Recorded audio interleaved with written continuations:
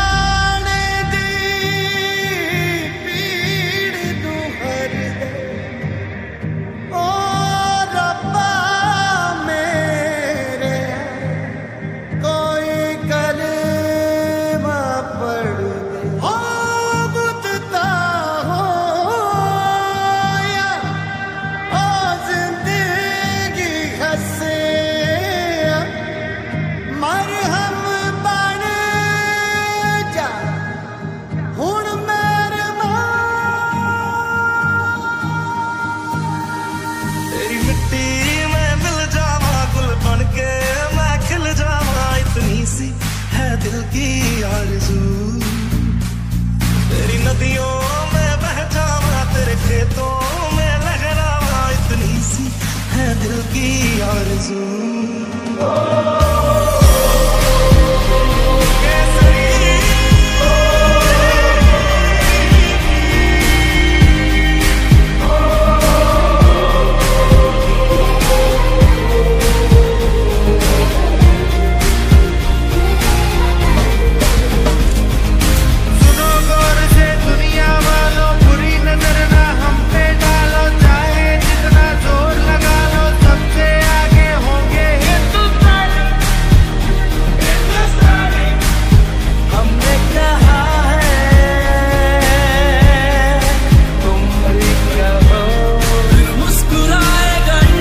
आज ৭৭তম স্বাধীনতা দিবসে আমরা সকলে উপস্থিত হয়েছি আমাদের বনপাড়া গ্রাউন্ডে। এই ৭৭তম স্বাধীনতা দিবস অনুষ্ঠানটি আমাদের এখানে পরিচালনা করছে আমাদের সবথেকে সিনিয়র শুভমদাকে এই অনুষ্ঠানটি পরিচালনা করার দায়িত্বভার তুলে দিচ্ছি। ধন্যবাদ। আজ 15 আগস্ট, আজ ভারত স্বাধীনতা পেয়েছিল ব্রিটিশ রাজ থেকে।